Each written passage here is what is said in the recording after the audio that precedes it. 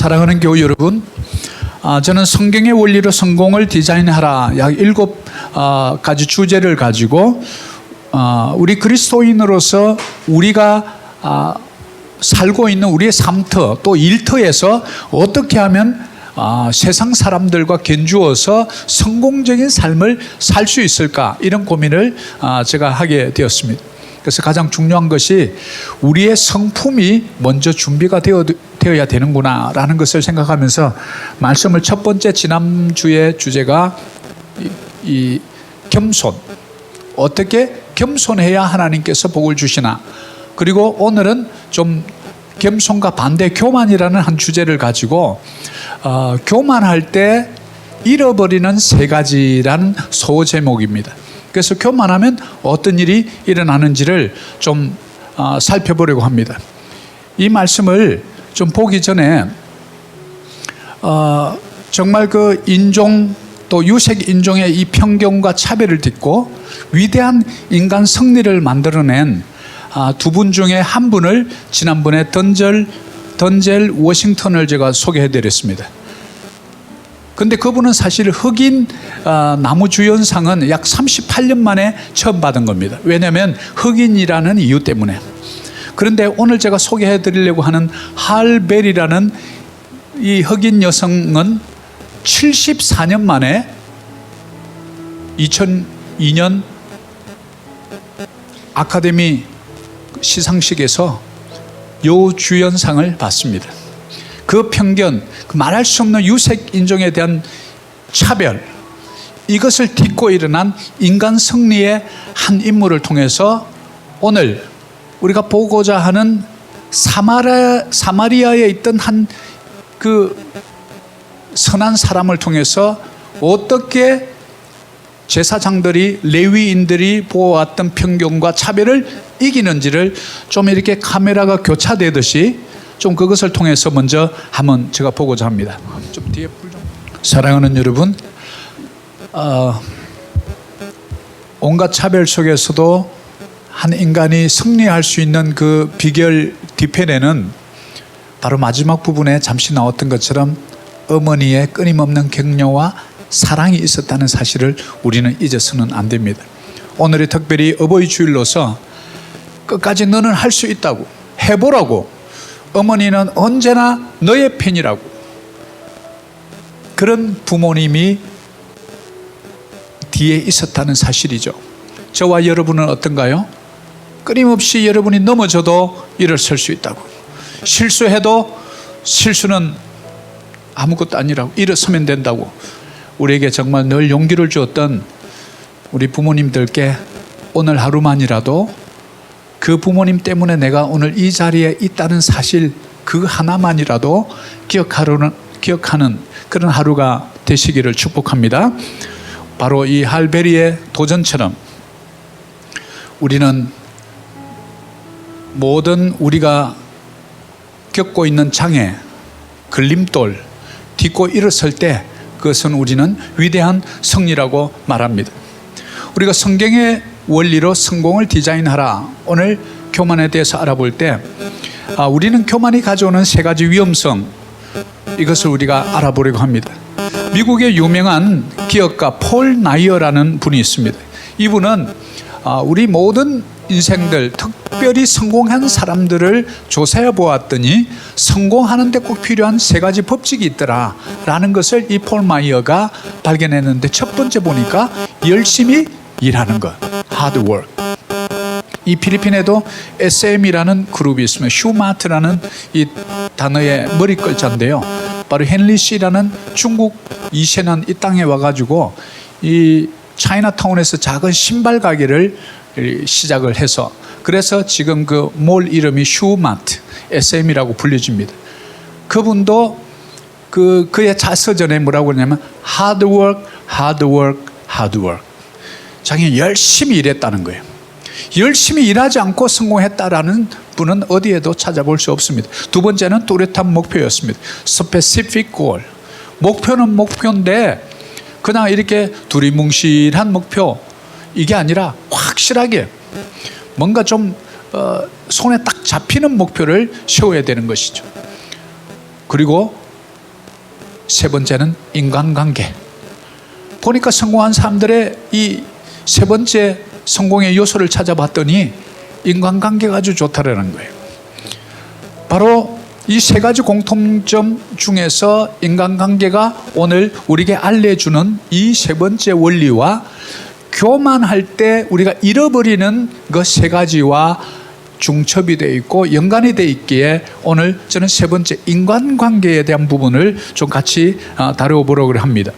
성공한 사람들 대부분 보면 인간관계에 있어서 매우 좀 친절한 분들입니다. 그리고 좋은 친구들이 늘 곁에 있습니다. 물론 열심히 하고 뚜렷한 목표 있습니다. 그러나 훌륭한 인간관계는 성공을 위한 아주 중요한 요소이죠. 그런데 이 성공하는 길에 장애물이 있으니 그것이 바로 인간관계에 있어서 암 같은 존재, 바로 뭐냐면 교만이라는 것입니다. 그래서 교만한 사람은 절대 사람을 얻을 수가 없습니다. 그리고 교만하면 하나님도 함께 하지 않으십니다. 그러니까 우리는 실패하는 인생으로 전락을 하게 되고 말죠.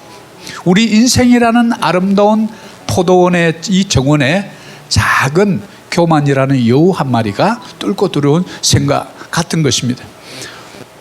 그래서 오늘 특별히 누가복음 10장 33절에 어떤 사마리아 사람은 여행하는 중 거기 이르러 그를 보고 불쌍히 여겨 가까이 가서 기름과 포도주를 그 상처에 붓고 싸매고 자기 짐승에 태워 주막으로 데리고 가서 돌보아 주니라. 첫 번째 이 말씀을 통해서 교만하면 잃어버리는 것 첫 번째는 교만하면 우리의 이웃을 잊어버립니다. 우리 이웃은 나의 가족이 이웃이 될 수 있습니다. 너무 교만하면 부부 간에도 불화가 자주 일어납니다. 너무 교만하면 자녀와 부모 간의 대화가 단절됩니다. 너무 교만하면 이웃과 담을 쌓게 됩니다. 너무 교만하면 친구들이 끊어집니다. 첫 번째, 우리는 이 사마리아 사람의 예를 통해서 바로 우리의 이웃 친구와 관계를 단절하는 법을 우리는 반면교사로 삼아 볼 수 있습니다. 바로 누가복음 10장에 등장하는 인물이 첫 번째는 제사장이 등장합니다. 레위인이 등장합니다. 그리고 뜻하지 않게 사마리아인이 등장합니다. 그런데 이 사마리아라는 지역에 대한 역사적 배경을 조금 알 필요가 있습니다. 유대인들에게 있어서 사마리아는 아주 뿌리 깊은 차별과 편견을 가지고 있는 그런 곳입니다. 왜냐하면 이 북이스라엘이 BC 722년경에 아수르 제국에 의해서 침략을 받게 되고 망하게 됩니다. 그래서 자기 통치를 좀 원활하게 하기 위해서 어떤 정책을 쓰냐면 혼혈 정책을 씁니다. 아수르에 있는 많은 이 민족들을 바로 북이스라엘에 있는 사마리아 땅으로 보냅니다. 그래서 그곳에서 결혼이 일어나게 되죠. 유대인과 아수르인 사이에. 그래서 소위 말하는 순수 혈통의 유대인이 아니라 더 이상 이제는 아수르 사람들과 피가 섞인 혼혈 민족이 되어버렸던 거예요. 그러니까 남유다에 남아있던 유다인들은 북이스라엘 사마리아 사람들을 그야말로 신약시대 예수님 시대 때 보았던 세리와 죄인들처럼 보았다는 거예요. 자, 그런데 오늘 예수님께서 네 이웃을 이렇게 사랑하라 라면서 그 중간에 끼워넣은 장면이 이 사마리아인의 예를, 그 사마리탄의 예를 끼워 넣어서 이 설명을 쭉 하면서 이 중에서 제사장, 레위인, 사마리아인 중에 누가 네 이웃이냐라고 질문을 던지죠. 말을 못합니다. 본인들은 답을 알거든요. 정작 그 상처 강도 맞아서 쓰러져 있는 그 사람을 도와줄 사람은 제사장이었고 레위인이었기 때문입니다. 왜냐하면 그들은 늘 서서 네 이웃을 너 몸과 같이 사랑하라 설교하던 자들이고 그렇게 가르치는 영적 지도자들이었기 때문에 그렇습니다. 그러나 정작 그들의 삶 속에서는 정작 길가에 여리고성으로 올라가는 그 길에 강도 맞아서 죽어가는 사람을 모른 채 하고 지나가 버렸기 때문에 그렇습니다. 그런데 이들이 그렇게 소위 개처럼 여기고 했던 그 사마리아인은 지나가다가 그를 보고 먼저 우리가 우리 주위에 누군가를 볼 수 있는 눈이 있어야 됩니다. 보고 그 두 번째 불쌍히 여겨. 우리의 눈으로 보고 불쌍히 여겨. 우리 눈에서 가슴으로 내려왔습니다. 불쌍히 여겼다. 예수님의 마음이죠. 다윗의 자손 예수여 나를 불쌍히 여겨주옵소서. 불쌍히 여기는 거 예수님의 마음입니다. 저도 어릴 때 우리 부모님들 동네에서 이렇게 보면 가난한 거지가 지나가거나 이러면 참 불쌍하다. 어른들은 그냥 다 같이 보면 참 불쌍하다 이렇게 말씀하시더라고요. 가만히 보니까 그 시골에서 그렇게 부유하진 않아도 마음만큼은 정말 부유했던 거예요. 불쌍히 여기는 마음, 예수님의 마음을 우리 촌의 농부들은 그걸 갖고 있었던 거예요. 그런데 정작 하나님을 사랑하고 네 이웃을 사랑하라, 이것이 성경 66권에 이게 율법이요 선지자의 강령이니라, 이것을 가르치는 이들의 삶 속에서는 전혀 긍휼을 찾아볼 수 없다는 거죠. 세 번째는 가까이 갑니다. 눈으로 보고 가슴으로 내려옵니다. 아이고 불쌍하다. 그리고 가까이 갑니다. 많은 사람들이 불쌍하게는 여겨요. 그런데 돌아서 가요. 그러나 이 사마리아인은 가까이 갑니다. 그리고 보고 기름과 포도주를 그 상처에 붓고, 상처를 알았어요. 상처를 붓고 싸매줍니다. 거기서 그냥 이렇게 해서 좀 나중에 걸을 수 있으면 가시오 라고 거기까지 단기 처방만을 한 게 아니고 다시 이게 두어서는 안 되겠다. 짐승에 태웁니다. 가까운 주막으로 데리고 갑니다. 돌보아 줍니다. 우리의 구제가 어떠해야 하는지를 이 속에서 자세하게 보여줍니다. 우리가 가는 따객 지역, 앞으로 이제 이번 12월에는 이 만달리용 지역을 이제 갈 것입니다. 또 내년에는 저 다른 지역을 이렇게 갈 거거든요. 우리가 가면 해야 될 게 있어요. 가서 그들을 보고 옷을 어떻게 입고 있는지, 교회는 어떠한지, 주위 환경은 어떤지 보고 그들을 불쌍히 여기고 가까이 가서 상처에 붓고 싸매고 내 지갑을 열었다는 거예요. 짐승에 태워서 후속 조치까지 다 해주었다는 거예요. 데리고 가서 돌보아 주라. 그리고 주막에게 말합니다. 주막 주인에게 내가 좀 먼 길을 가니까 돌아올 때까지 잘 좀 돌봐 주시오. 그 모든 경비는 내가 내게서. 예수님이 제사장들과 바리새인들 이들에게 이 예를 들려주고 싶었던 이유가 뭘까요? 바로 이렇게 하지 않으면 너는 친구들을, 이웃을 다 잃게 된다. 이 사마리아인들이 레위인과 제사장들 이제 인간처럼 생각하겠습니까? 죽어가는 사람 놓고 지나간 사람이 이웃을 사랑해라 이 말하면 듣겠습니까? 당신이나 잘하시오. 이렇게 나오겠죠. 이웃을 잊어버린 거예요. 왜 그렇습니까? 바로 이 제사장과 레위인들 마음속에 교만이 숨어 있다는 거예요. 교만이 뭡니까? 교만은 자기의 생각과 의에 똘똘 뭉쳐있는 사람을 말합니다. 하나님의 말씀이 들어갈 틈이 없습니다.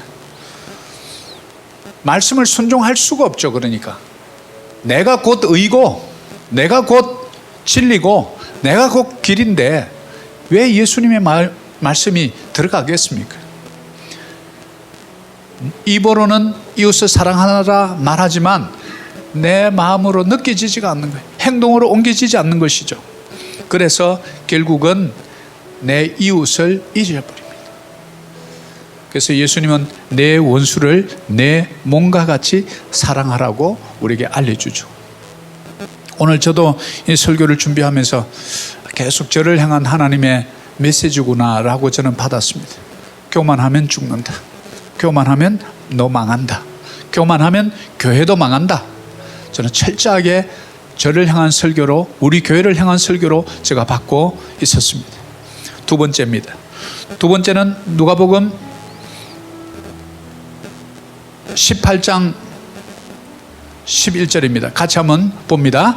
바리새인은 서서 따로 기도하여 이르되 하나님이여 나는 다른 사람들 곧 토색, 불의, 간음을 하는 자들과 같지 아니하고 이 세리와도 같지 아니함을 감사하나이다. 나는 일회에 2번씩 금식하고 또 소득의 11조를 드리나이다 하고 세리는 멀리 서서 감히 눈을 들어 하늘을 쳐다보지도 못하고 다만 가슴을 치며 이르되 하나님이여 불쌍히 여기소서 나는 죄인이로소이다 하였느니라.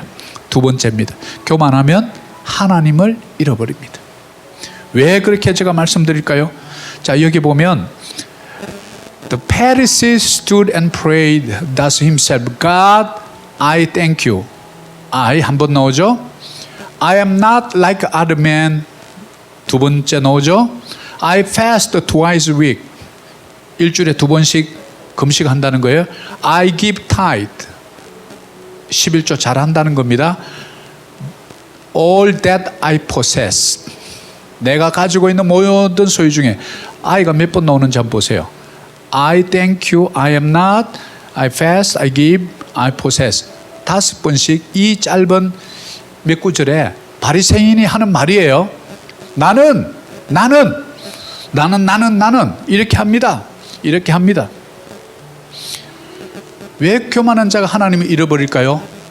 내 중심으로 살기 때문에 그렇습니다. 천사들이 천상에서 하나님을 섬기다가 이들이 갑자기 교만해져서 하는 말이 똑같습니다. 바리새인한테 내가 아이가 여러 번 등장합니다. 결론은 뭐죠? 그 천상에서 쫓겨나서 타락한 천사, 즉 귀신의 역사가 되어버리지 않습니까? 바리새인들이 지금 기도하고 있는 중입니다. 기도하면서 하는 말이에요. 근데 우리의 기도의 주체는 누구여야 합니까? 철저하게 하나님이어야 합니다. 그런데 이들의 기도는 뭐예요? 철저하게 나 중심이에요. I. 그래서 하나님에 대한 감사보다는 내가 잘났다, 그것을 드러내는 거예요. 그런 값싼 기도로 전락시키고 말았습니다. 자신의 삶에 대한 지나친 교만, 이것이 하나님보다 앞서는 것을 우리는 교만이라고 말합니다. 자신의 의를 드러내는 데 열중합니다. 나 11조 많이 합니다. 나 일주일에 2번씩 금식합니다. 나 이 소유 중에 이웃 구제 많이 합니다. 솔직히 그게 뭐가 잘못됐습니까? 그런데 누구를 위해서 그걸 하느냐라는 동기와 목적을 물으면 금세 답이 나오는 거죠. 자기들의 의, 나는 이렇게 하는데 너는 못해? 나는 저 세리들하고 다릅니다. 나는 좀 달라요. 질이 다릅니다. 그래서 내가 너무 강조되면 타인과 자꾸 비교를 하게 돼요. 하나님 사상은 절대 비교 평가가 아닙니다. 우리 세상은 늘 비교해요. 그래서 우리 줄을 세웁니다. 그래서 1등부터 등수를 매겨요. 하나님 등수 매기지 않습니다. 다 존귀한 자입니다. 연약한 부분이 있지만 강한 부분이 있고 잘하는 거 있습니다. 세상은 늘 그렇게 줄을 세웁니다. 비교합니다. 그래서 비교가 너무 심해지면 이게 차별이 돼요. 하나님은 좀 검게도 만들고 노랗게도 만들고 허옇게도 만들었는데 이 흑인이라는 이유만으로 74년 만에 저렇게 차별을 받다가 여우주연상을 받으니까 그 감격에 깨워서 우리는 이 인종의 벽, 이 차별의 벽을 넘었다는 절규 아닙니까? 그래서 교만은 늘 관계를 깨뜨립니다. 우리 이웃을 잃어버리게 만들고요, 독선적이고 이기적이고 그것에 따라서 점점 외로운 사람이 되어가게 만듭니다. 이것이 바로 교만의 무서움입니다. 여러분, 세 번째입니다. 요한복음 8장 7절 같이 한번 읽습니다. 그들이 묻기를 맞이 안 하는지라 이에 일어나 이르시되 너희 중에 죄 없는 자가 먼저 돌로 치라 하시고 다시 몸을 굽혀 손가락으로 땅에 쓰시니. 세 번째는 교만한 자는 자신의 죄를 잊어버립니다. 오늘 교만한 사람은 자신의 죄를 잊어버리는데 요한복음 8장에 바로 그 예를 우리에게 알려줍니다. 간음하다 현장에서 잡혀온 여인의 이야기입니다. 당시에 간음하다가 현장에서 잡히면 돌에 맞아서 죽게끔 그렇게 법이 되어 있습니다. 그래서 서기관들과 바리새인들이 이 여인을 잡아와서 의기양양하게 예수님께 묻습니다. 이 여인을 어찌하면 좋겠습니까? 자기들 답을 알면서 돌로 쳐 죽여야 된다는 걸 알면서 예수님이 어떤 답을 하시나 보려는 거예요. 시험하는 거죠. 그들의 판단에 의하면 이 여인은 자기 자신들과 비교할 수 없이 더러운 죽어 마땅한 죄를 지은 사람으로 그들은 보았기 때문에 그렇습니다. 그런데 예수님은 너무 대답이 그들의 예상과는 다르게 너희 중에 죄 없는 자가 먼저 돌로 치라. Throw a stone at her first. 너희 중에 죄 없는 자가 먼저 돌 가지고 한번 때려봐라. 그러면서 예수는 고개를 숙여 땅에 뭐를 쓰십니다. 그런데 맨 앞에 섰던 사람들부터 돌을 들고 씩씩거리며 왔다가 예수님이 땅에 뭐를 쓰는 거 보시고 너희 중에 죄 없는 자가 먼저 돌로 치라 그 말을 듣자 서서히 돌을 놓고 도망가기 시작합니다. 자리를 뜹니다. 자기들의 눈에 보면 이 여인은 정말 죽을 수밖에 없는 그런 죽을 여인인데, 그러나 예수님의 눈에는 죄가 크든 작든 똑같은 죄인으로 본 거예요. 우리말로 도토리 키재기라 이 말이죠. 모두가 죄인인데 큰 죄인이나 작은 죄인이나 예수님의 눈에 죄는 죄인 거예요. 근데 그 작은 죄 지었다고 돌을 들고 앞에 서서 씩씩거리면서 돌을 때리려고 한 그 사람들을 눈을 쳐다보면서 써면서, 어떤 분들은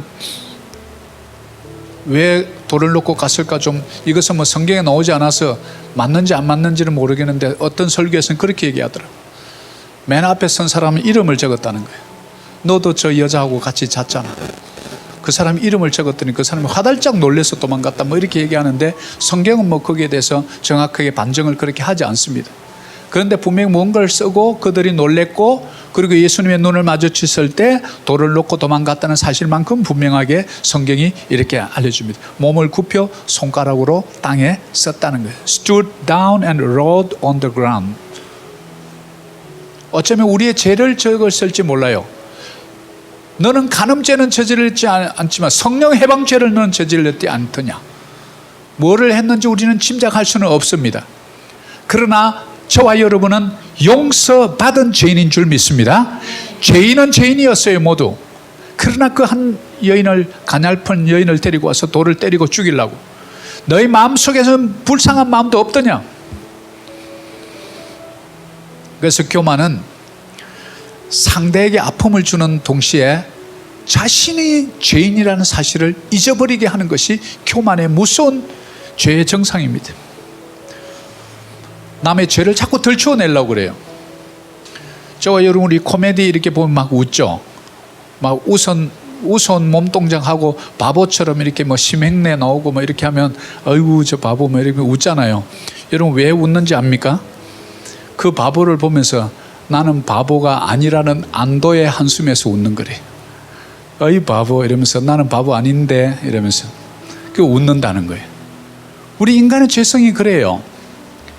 그 여인을 데려다 놓고 수없이 많은 무리가 돌을, 여러분 돌 아니라 조금 손 밑에 가시만 하나 들어가도 얼마나 아픕니까? 솔직히 돌을 맞아 죽는다 생각해봐요. 그 사람의 생각은 없고 오직 자기들 생각입니다. 우리는 율법을 잘 지킵니다. 그러니까 율법대로 돌을 때려서 죽이겠다. 이 얼마나 교만합니까? 그 자리에서 만약 예수님 있는 자리에서 다 그냥 여인을 데려다 놓고 다 무릎 꿇고 주님 우리도 죄인입니다. 이 여인을 용서해달라고. 우리는 들키지 않은 죄인이고 저 여인은 들킨 죄인이라고. 우리의 들킨 죄 안 들킨 죄 모두 같은 죄가 아니냐고. 예수님 저 여인을 용서해달라고 이렇게 이 군중이 기도했더라면 예수님이 얼마나 기뻤을까. 우리의 교만을 좀 봐야 합니다. 저도 마찬가지고 우리 여러분도 마찬가지고 우리 한국에 계셔서 방송을 보고 계신 여러분도 마찬가지고, 이 교만은 아담으로부터 에덴 동산에서 불순종의 그 죄의 DNA가 우리 속에 끊임없이 흘러내려온 거예요. 예수 그리스도를 믿음으로 구주로 받아들였기 때문에 죄는 용서받았지만 끊임없이 우리가 육신에 있는 한 또다시 죄를 짓고 누군가를 손가락질하고 차별하고 또 편견을 가지고 바라보고 남의 잘못을 또 이렇게 지적하고, 바로 이 바리새인들처럼 앞에 서서 씩씩거리고 서 있는 사람이 혹시나 저와 여러분이 아닐까라고 우리는 생각해 보아야 합니다.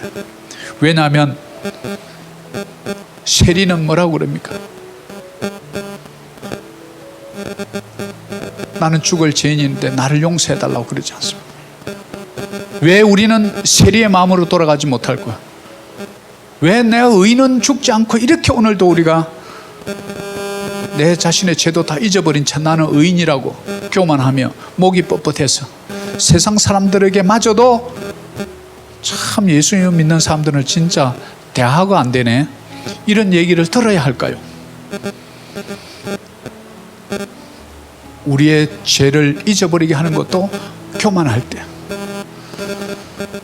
여러분, 그러면 마지막으로 한 말씀을 보고 오늘 예배를 마치려고 하는데, 그러면 도대체 우리는 이 죄를 도대체 어떻게 해결해? 이 교만의 죄를 어떻게 해결해야 되느냐? 야고보서 4장 6절의 말씀으로 오늘 교만을 극복하는 법, 우리 크게 한번 같이 한번 읽어봅니다. 그러나 더욱 큰 은혜를 주시나니 그러므로 일러서되 하나님이 교만한 자를 물리치시고 겸손한 자에게 은혜를 주신다 하였느니라. 자, 그러면 겸손한 자에게 은혜를 주신다는데 어떻게 해야 합니까? 교만은 정직하지 못한 속성을 갖고 있어서 스스로를 보지 못하게 만듭니다. 사람들에게 욕먹는지 자기는 잘 모르는 거예요. 바로 길가에 서서 기도하는 바리새인들과 똑같습니다.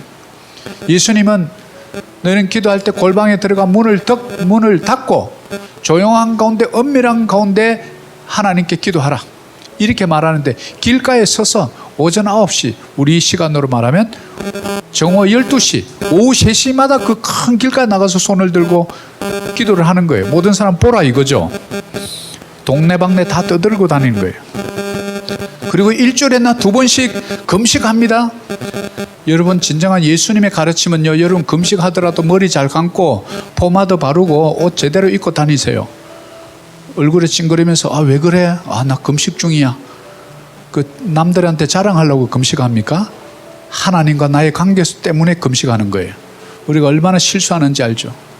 금식기도 3일 하고 와가지고 말이죠, 장로들이 아침에 새벽기도도 안 나와? 이러면서 온갖 장로들을 욕을 하는 권사님들이 있는 거예요. 이게 제대로 금식하고 온 겁니까? 자기 의만 가득하고, 이 바리새인들과 율법학자들은 뭐가 다릅니까? 우리가 이런 신앙생활을 해서는 안 됩니다. 오히려 그렇게 하고 왔더라도 표내지 않고, 그래 장로님들 안 나왔으니 나라도 이렇게 기도해 줬어. 장로님들 얼마나 피곤할까? 나라도 이 자리에 나왔으니 그분들을 위해서 기도해 줘야지. 이게 금식 기도하고 온 사람의 모습 아닐까요? 우리가 신앙생활 이렇게 해서는 안 됩니다.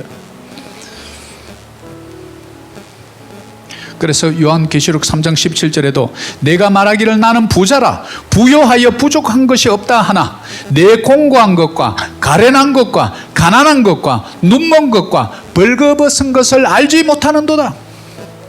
우리는 가난하고 비천한 모습인데 스스로를 어렵다고 자랑하면서 살아가는 거예요. 하나님 보시기에 얼마나 부끄러운 모습입니까? 그래서 여러분, 우리의 교만 쉽게 잘 안 내려놓습니다. 천사도 교만해서 타락해서 귀신이 돼버린 거예요. 타락한 천사들 돼버린 거예요. 우리도 교만하면 하나님을 대적하게, 하나님을 적으로 만드는 게 교만이에요. 하나님을 친구로 만들고 내 편으로 만드는 것이 겸손입니다. 그래서 어떻게 해야 되느냐? 날마다 주님 앞에, 말씀의 거울 앞에 서야 합니다. 우리가 왜 밖에 나가기 전에 거울을 한번 보고 나가죠? 혹시 내 이빨 사이에 고춧가루가 끼지는 않았는지, 혹시 내 얼굴에 뭐가 묻지는 않았는지, 눈곱을 안 떼고 나가지는 않은지, 나의 부끄러운 부분을 보는 곳이 어디예요? 거울이잖아요. 우리의 영혼의 때, 영혼의 죄를 보는 곳은 어디입니까?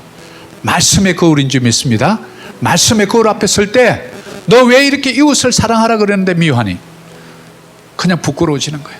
주님, 저는 죄인입니다. 바로 세리의 마음으로 내려가는 거예요, 여러분. 주님, 나는 죄인입니다. 저도 참 실수 많이 합니다.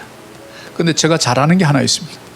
제가 바로 제가 딱 생각해보고 주님이 별로 안 기뻐하겠다 하면 저는 바로 무릎 꿇습니다. 주님, 또 실수했습니다. 주님, 저 좀 용서해 주세요. 십자가 보혈 아니고서는 저는 죽어도 수천 번을 죽을 인간입니다. 주님, 저를 불쌍히 여겨 주세요. 제가 늘 주님 앞에, 그러면 얼마지 않아서 마음속에 그래, 다 다 죄인인데 그래도 너는 날마다 내한테 무릎 꿇는구나. 바로 그 세리처럼 바리새인 같으면 너 망할 존재인데 그래도 날마다 엎드리는 거 내 불쌍해서 봐준다. 이런 마음. 내가 너에게 평안을 끼치노니 나의 평안을 너에게 주노라. 이 음성이 들리면 나도 모르게 눈물이 나는 거예요. 용서해 줬다는 소리거든요. 누구나 넘어집니다. 누구나 실수합니다. 누구나 나도 모르게 그 교만의 자리에 설 수 있습니다. 그러나 중요한 것은 그 이유입니다. 그것을 내가 깨닫는 순간 바로 무릎 꿇고 주님, 나를 불쌍히 여겨주십시오. 나는 여전히 내가 제법 어린인 줄 알았는데, 제법 어려운 사람인 줄 알았는데 살다 보니까 내가 이렇게 교만한 사람인 줄 몰랐습니다. 주님, 세리처럼 내가 주님 앞에 눈을 못 들겠습니다. 주님, 나를 용서해 달라고.